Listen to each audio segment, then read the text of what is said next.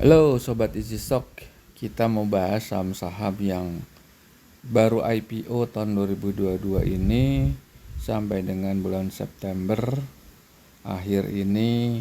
Kita melihat yang mana yang gainer, mana yang loser ya. Nah ini ada 3, 6, 9, 12 sama 12 sama 3, 15, ada 15 saham. 15, 18 ya, 18 21, 21 tambah 2 25. 21 tambah 2 23 ya, 23 saham. Oke, kita mau lihat satu-satu aja ya lewat aplikasi Easy Stock yang menggunakan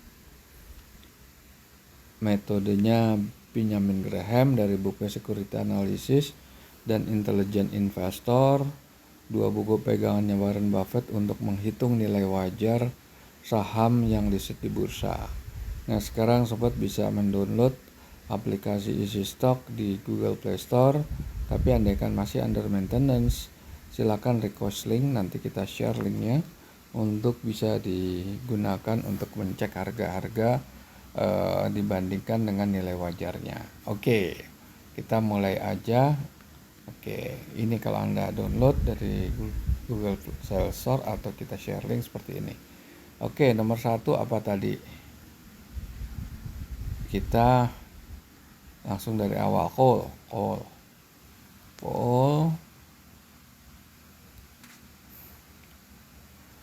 Nah, kalau kondisi call ini harga udah ketinggian ya. Ini harga ketinggian ya.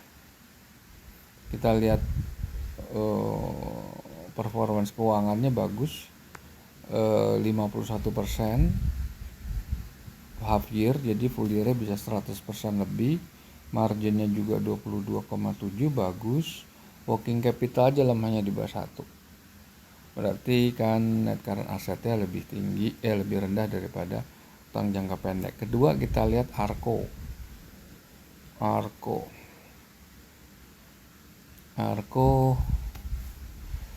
Nah ini ketinggian juga nih, ketinggian udah Q2 ya. Lebih parah lagi di sini defisit working capital ditambah dengan utang jangka panjangnya yang tidak bisa ditutup sama free cash flow-nya. Dia punya kinerja keuangannya, rasionya memang lumayan bagus ya. Margin 22%, return on equity-nya bisa nyampe 26, full year, tapi udah ketinggian. Terus buah.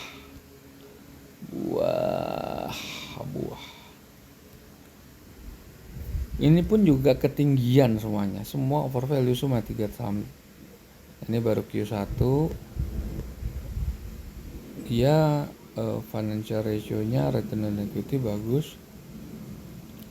Profit marginnya juga sebetulnya masih lumayan ya di atas, karena dia profit marginnya jelek, 4% cuma, nggak bisa dibikin full year. Yang bisa full year cuma return on equity sampai return on asset. Working capital bagus, debt equity-nya tinggi sekali. Habis buah, lihat Dewi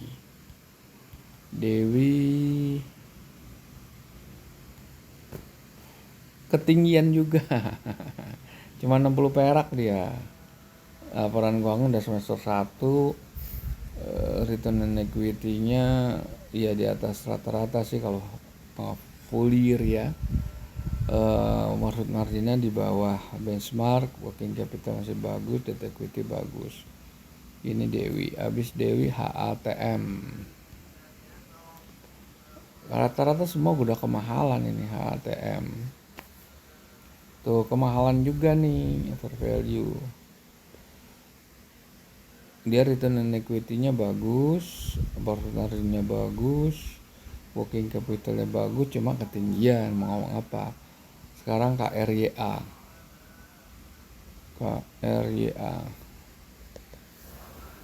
Dia ketinggian juga. Cuma sekitar 75 lah, anggaplah. Return on equity-nya Ini rendah, profit marginnya rendah. Oke, habis KRYA kita lagi lihat Aksio. Aksio gimana? Aksio, waduh minus, nggak bisa nih, berat ini untuk dianalisa berat. Kita lihat defisit neraca ya dia, tapi defisit cash flow yang berat nih. Cash flow-nya defisit, return equity rendah banget, profit margin rendah banget. Oke, aksi berat Raffi. Oke, Raffi. Ketinggian juga Raffi. Jadi kita udah ngeliat berapa, hampir 9 ya itu ketinggian semua, tapi dari analisa fundamental ya. Kalau Anda ingin dengan analisa teknikal silahkan, ini hak Anda untuk menggunakan ya. Ini Raffi ini juga ketinggian. Raffi return on equity bagus, profit marginnya di atas rata-rata, tapi ya ketinggian aja. Oke, habis Raffi MEDS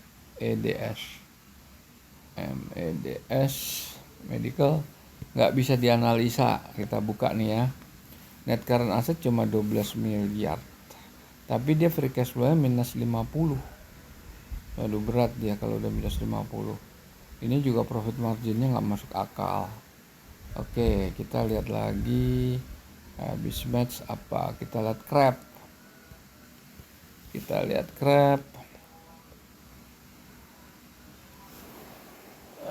Nah ini ketinggian juga 130, coba ini laporan keuangan udah terakhir ya, last update cuma 130 tertinggi. Return on equity-nya di atas benchmark, profit margin rendah sekali. Itu KKES so far nggak ada yang under value ya. Nah ini nih lumayan, KKS ada under value tapi growth-nya dia kita pasang 5% ya. Ini small cap ya. Return on equity-nya ya bagus, ini profit margin di bawah rata-rata tapi kecil 6%. Kita cari benchmarknya 10% soalnya. Oleh KKSS, terus Mora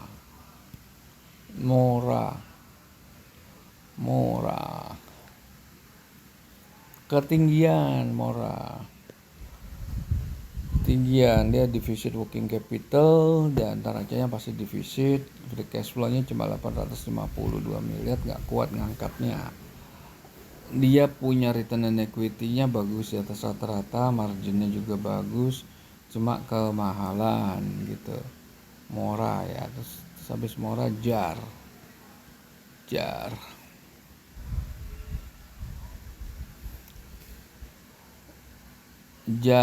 Waduh nggak bisa dianalisa nih, kenapa Jar. Kita lihat ya, John Lynn Agro Raya. Net current asetnya dapat surplus working capital, tapi neracanya defisit karena tidak cukup menutup utang jangka panjang, dan free cash flow-nya juga defisit dan nggak bisa nih dianalisa nih. Habis itu TRGU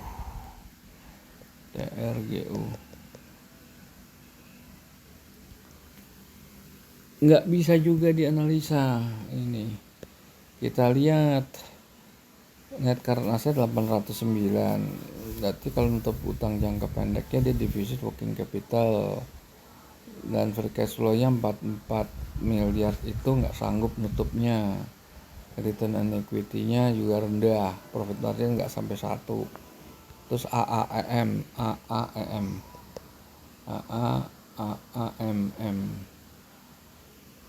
AMS ini juga terlalu tinggi, cuma 25 perak lah, kurang lah, terlalu tinggi 115, dan ini kapitalisasi kecil, return on equity terlalu kecil, marginnya masih lumayan. Oke. AAMLP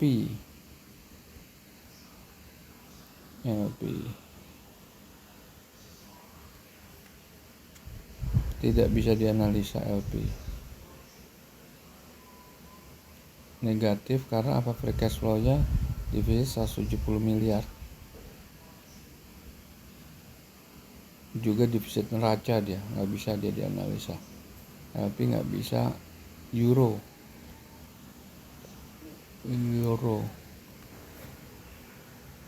terlalu tinggi juga harganya.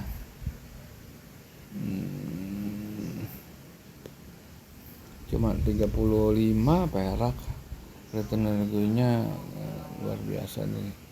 Mungkin ikutin salah ketik atau apa nih. Oke, ini nggak bisa dianalisa nih, nggak bisa dianalisa euro. Habis itu euro R3C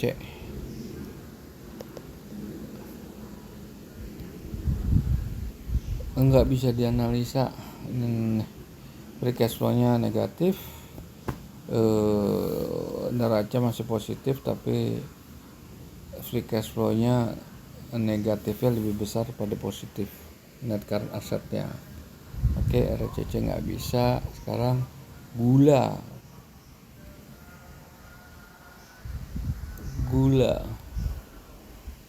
tidak bisa. Ini bukan kemahalan bukan, nggak bisa dan sekarang cuma 92 perak. Return on equity-nya kecil, profit margin-nya kecil. Oke, habis itu ini gula, habis itu tool.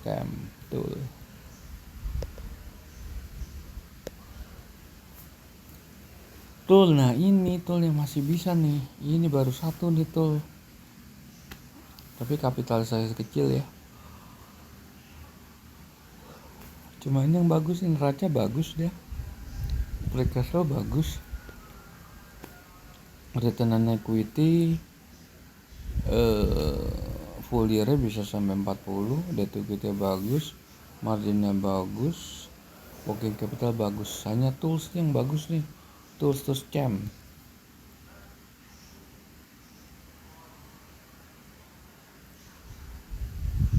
Cemstar. Nah, Cemstar sama tools nih bagus nih, bagus. Cemstar sama tools ya. Nah, oke, ini neraca kuat, bisa nutup semua utang, free cash flow surplus juga. Ini laporan keuangan terakhir, return on equity-nya 24-an ya, bagus. Debt equity di zona merah tapi masih nggak terlalu jauh ya. Profit marginnya sedikit di bawah benchmark. Jam sama toolsnya sih sebetulnya bagus. SWID sama clean, SWID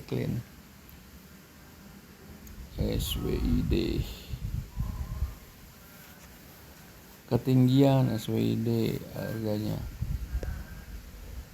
bagus semuanya, kuat, neraca kuat, free cash flow kuat, return on equity bagus, performanya di atas benchmark.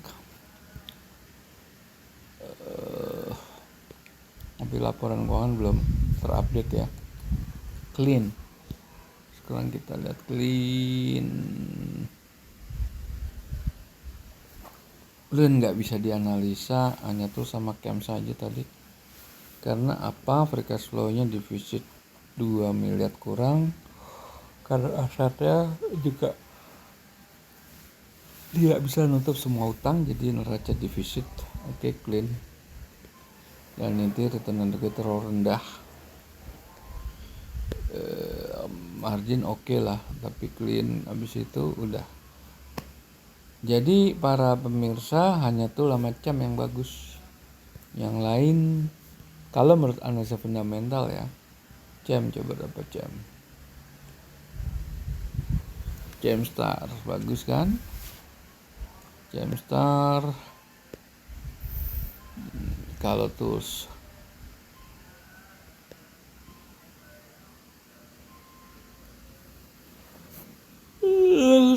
lebih bagus tuh sih sebetulnya, lebih bagus. Baik, ini sekedar laporan kinerja saham-saham yang IPO sampai September ini. Silakan Anda menyimak untuk menentukan keputusan untuk membeli atau tidak, atau Anda benar-benar murni analisa fundamental, analisa teknikal. Silakan Anda memakai grafik pergerakan harga. Terima kasih.